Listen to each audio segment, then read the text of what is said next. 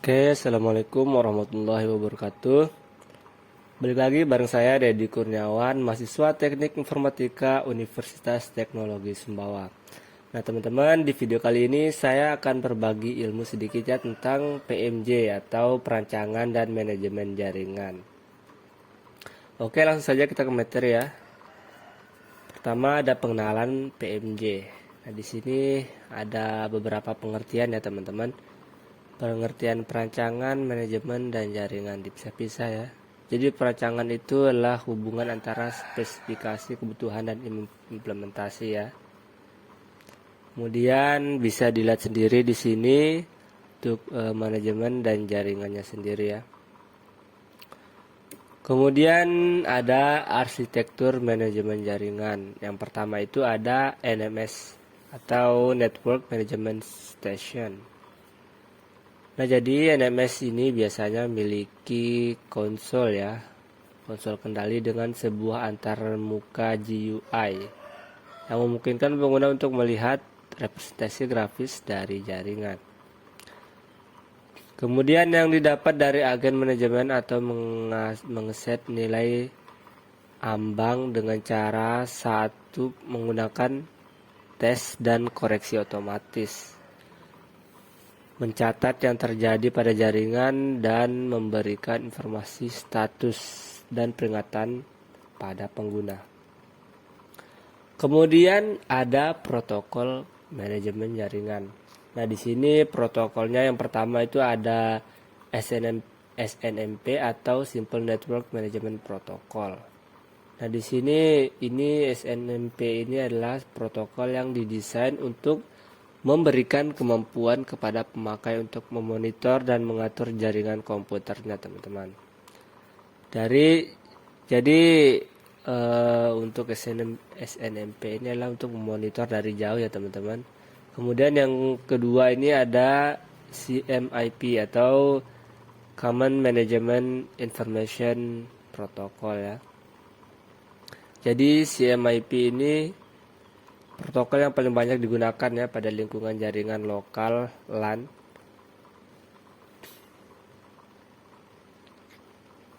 Nah, jadi ini yang pertama yang protokol paling banyak ini adalah ini ya teman-teman, yang SNMP ini. Kemudian kalau CMIP ini gunakan pada lingkungan telekomunikasi di mana jaringannya lebih besar dan kompleks.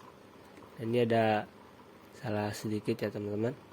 Kemudian di sini ada teknik jaringan. Yang pertama itu ada pengertian jaringan komputer. Nah, jaringan komputer itu apa sih jaringan komputer? Nah, di sini adalah sekelompok komputer otonom yang saling berhubungan antara satu dengan lainnya ya, menggunakan protokol komunikasi melalui media komunikasi sehingga dapat saling berbagi informasi. Nah, itu maksudnya jaringan komputer. Jadi ada beberapa komputer yang saling terhubung, entah itu menggunakan kabel ataupun wireless ya teman-teman.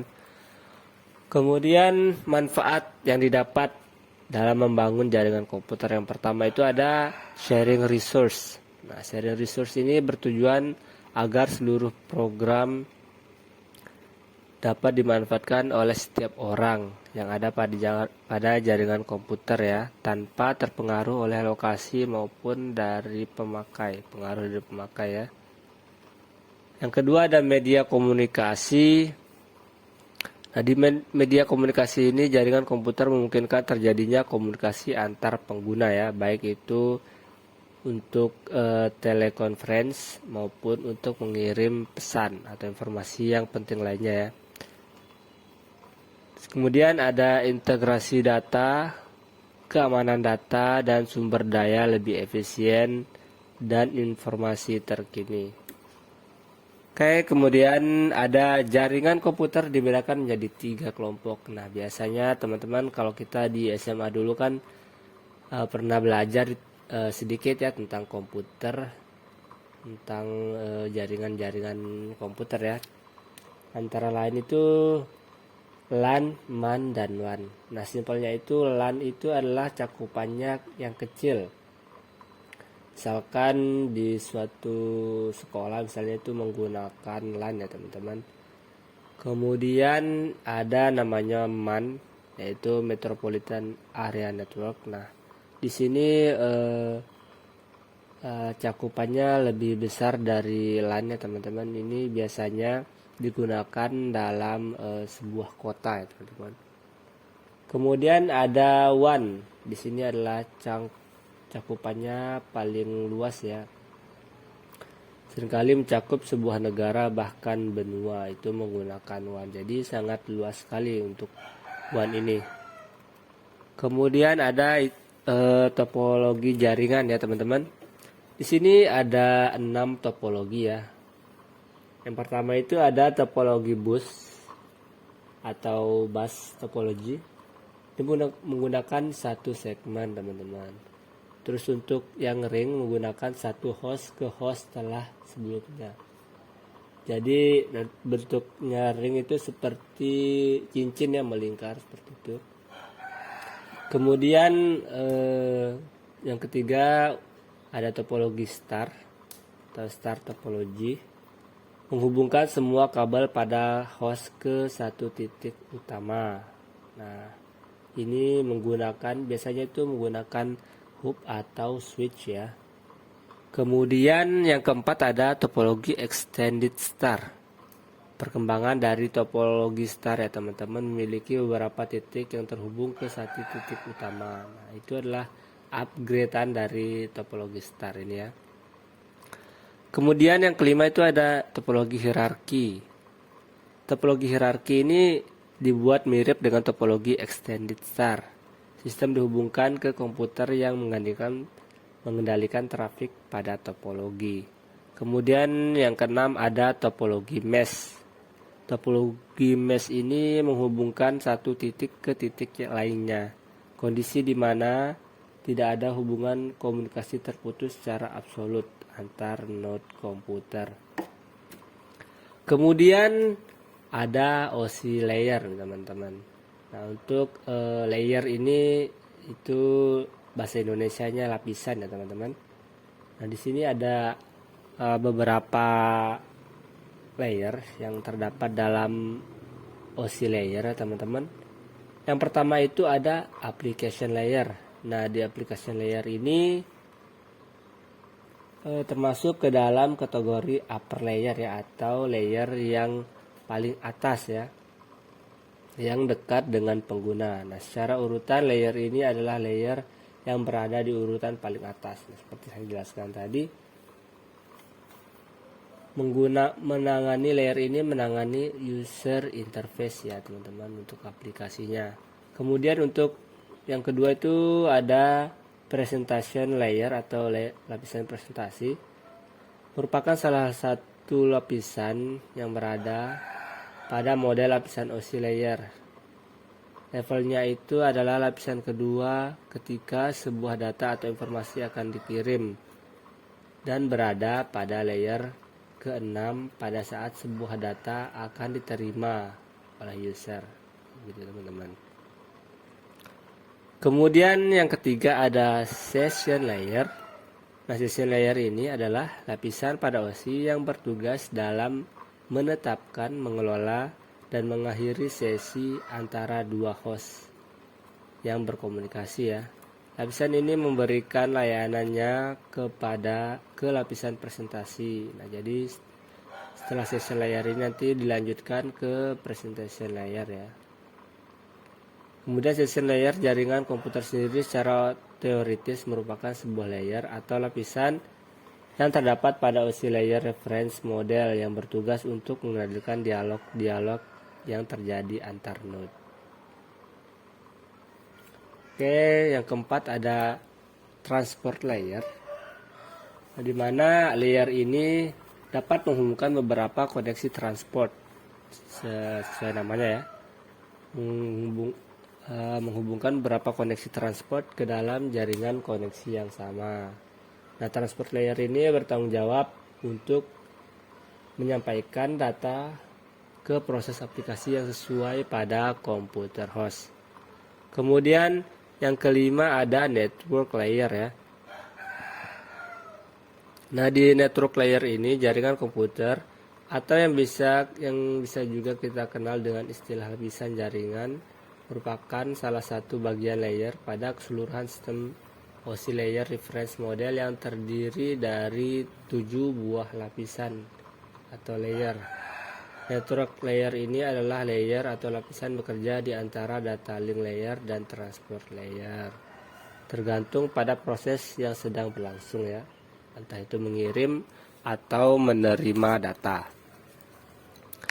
Kemudian yang keenam ada OSI layer, data link layer ya. Data link layer merupakan salah satu dari 7 layer ya. Dalam proses transmisi data yang terjadi, data link layer merupakan layer ke-6 bagi transmitter atau pengirim data dan merupakan layer kedua bagi penerima ya, atau mereka yang disebut receiver. Kemudian yang terakhir itu ada physical layer.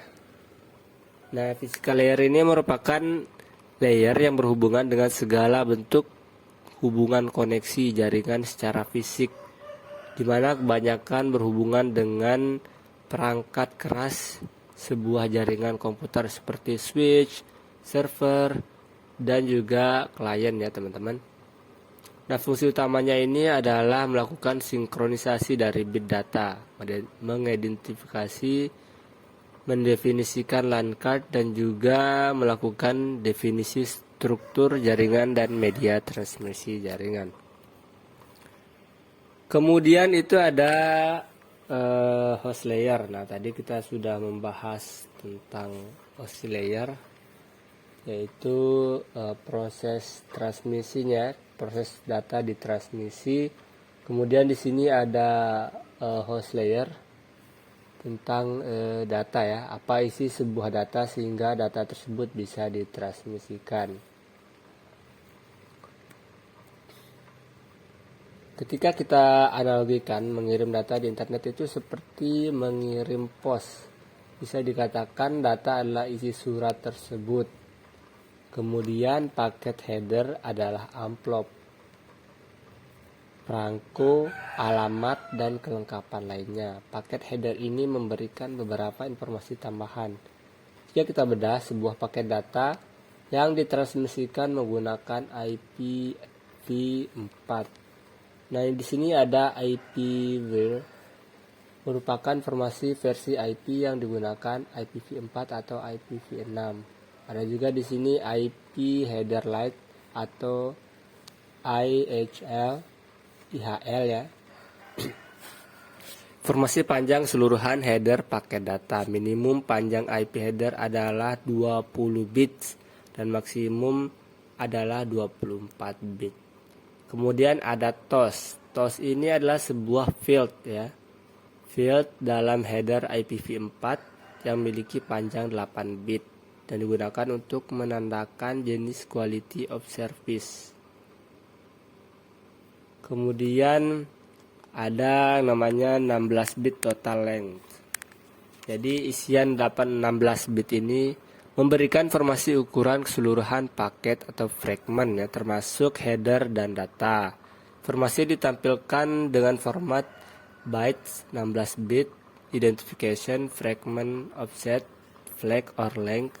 Pada saat IP paket berjalan di internet, paket ini mungkin akan melewati beberapa router yang tidak bisa menghandle ukuran paket, misalnya nilai maksimum transmission unit yang dimilikinya lebih kecil dibandingkan ukuran datagram IP.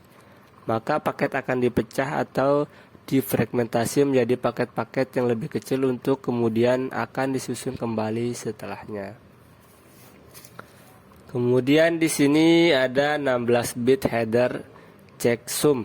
Nah, di sini informasi nilai yang dihitung berdasarkan kalkulasi konten IP header digunakan untuk menentukan apakah ada error pada saat dilakukan transmisi data. Kemudian ada 32 bit source IP address, 32 bit informasi sumber IP paket data, dan juga ada 32 bit destination IP address. Jadi 32 bit informasi IP yang dituju paket data.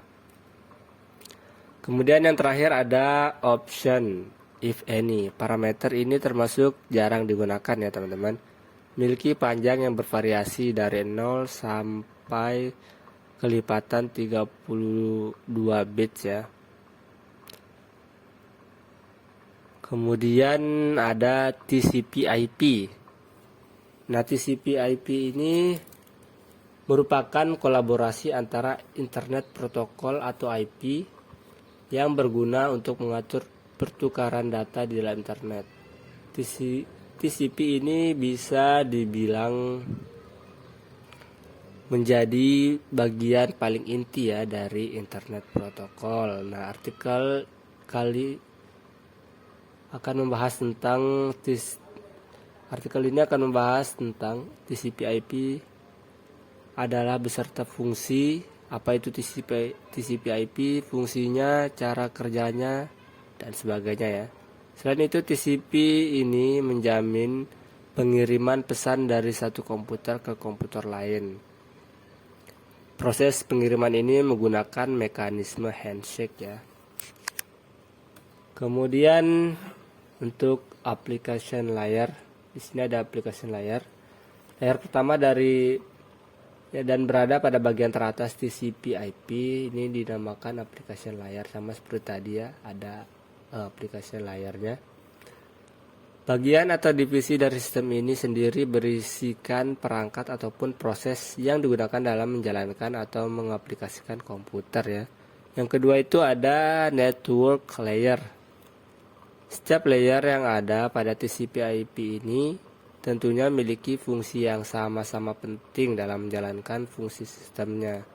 Setelah mengetahui kedua layer teratas, maka layer ketiga ini biasa disebut dengan network layer atau internet network layer. Pada layer ini sendiri, data akan dipilih berdasarkan ukuran untuk memudahkan proses transfer nantinya. Kemudian ada network interface layer.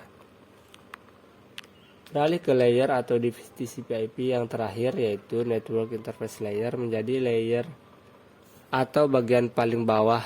Maka bagian yang berisikan perangkat keras atau hardware dan driver ini bekerja untuk mengubah logical data menjadi sinyal.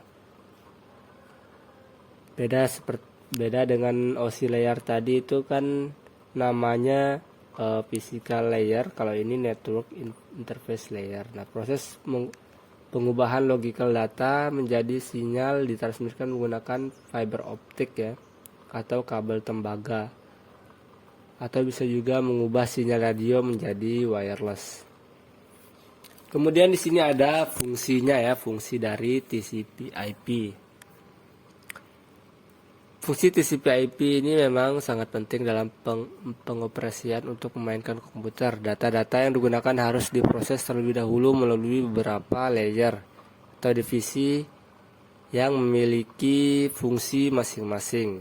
Tentunya dalam pengolahan data ini diperlukan komputer yang tersambung dengan jaringan internet. Nah, agar komputer bisa tersambung dengan jaringan, ada beberapa cara yang bisa dilakukan. Yang pertama itu menggunakan perangkat seperti modem, atau yang lebih praktis bisa menggunakan jaringan non-kabel atau wireless seperti hotspot ya teman-teman. Kemudian di sini ada cara kerja TCP/IP. Nah, bisa dilihat di sini teman-teman. Yang pertama itu data dipecah menjadi beberapa bagian kecil.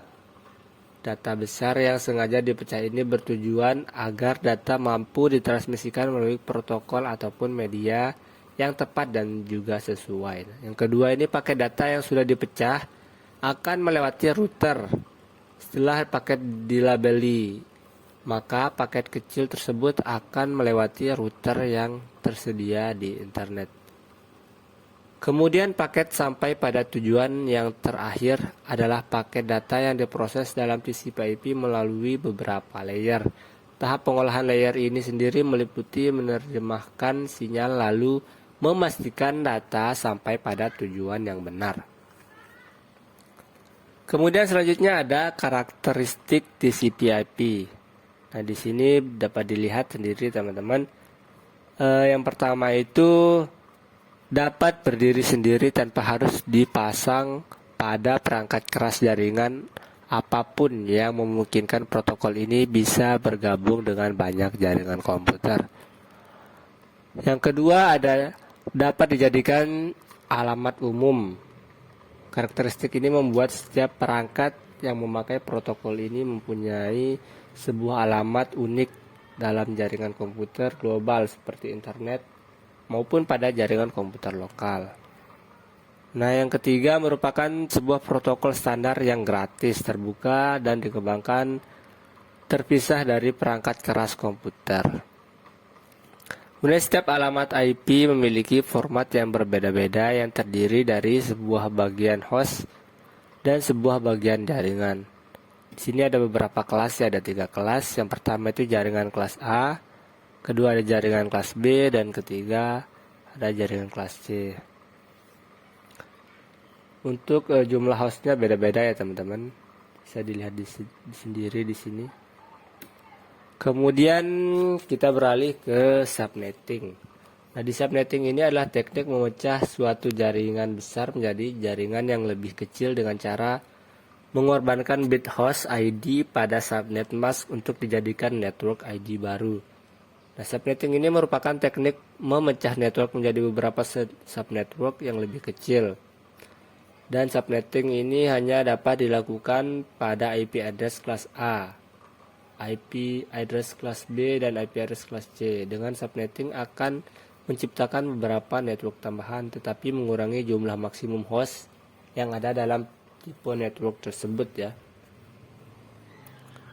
Terus di sini ada beberapa alasan yang menyebabkan satu organisasi membutuhkan lebih dari satu jaringan LAN agar dapat mencakup seluruh organisasi. Yang pertama itu adalah teknologi yang berbeda. Yang kedua, sebuah jaringan mungkin dibagi menjadi jaringan yang lebih kecil karena masalah performanasi, ya. Di sini ada tujuan dari network administration melakukan subnetting. Ini ada beberapa tujuannya. Yang pertama itu